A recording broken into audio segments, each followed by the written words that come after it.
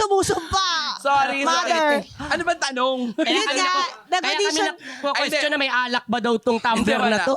Ayan, nag-audition ako. Hindi. Ayun na, nasa TV5 kasi ako that time. Tapos parang patapos na ata yung Kanta Pilipinas. Ganyan. Syempre bet ko nga, di ba? Bet na bet ko talaga. So, ang eksena, nung nagpatawag, ganyan. Nagpunta ako dito, tapos ang ending, ang nakuha nun si RJ Padilla.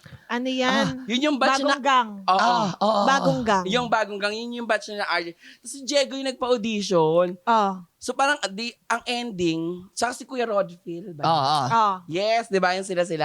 Parang ang eksena, parang siya bida-bida na ako mula bata ako. Hindi ako happy pag konti yung nanonood. Ganun. Di ba may ganon? Oo. Hindi ako masaya ng konti yung nanonood. Parang feeling ko hindi ko nabigay yung best. Grabe yung confidence mo. Ano yung ginawa Sobra. mo? Hindi ko Nung matandaan. audition? Parang May script? magpapatawa. Hindi, walang script pa. Ikaw Oh. muna, parang monologue ka, magpapatawa. Material, oo. Material. Parang Love you, ganun yung atake. Tapos Oo. nung ko nakuha, alam mo yung plot twist nun. Oh. That's the time, right after ko, paglabas ko ng GMA7, ito totoo talaga to ha. Okay. Sumakay kami ng taxi. Si Mau, yung PA ko na best friend ko na, ano siya ngayon, location manager siya dito sa GMA. Oh. Si Mau Ronel Nonato, ganyan. Oo. Paglabas namin dun sa sa audition, pagod-pagodan, ganyan. Tumugtog talaga yung cellphone. Charing. Hindi. Paglabas, tumunog yung radyo, ng ni Kuya Taxi Driver. Oh. Ala, nagano na naman!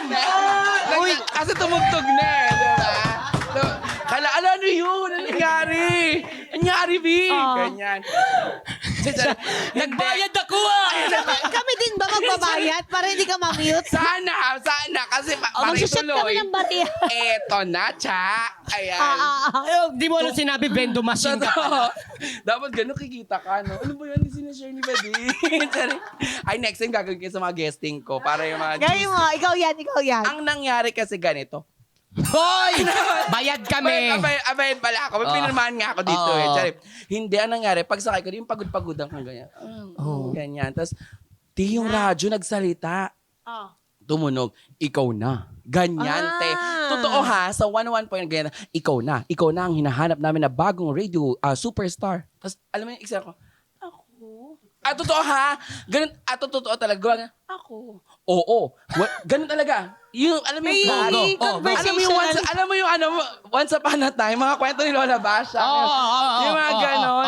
Hala, ako. Tapos sabi ko, paano yan? Te, hindi naman maganda yung boses ko. Hindi na kailangan ng magandang boses. Ay, ganun talaga, ate. Ganun talaga. Hindi na kailangan magandang boses. Sabi ko, bakit? Kasi ang kailangan namin, ganun talaga ang personality mo, ganyan.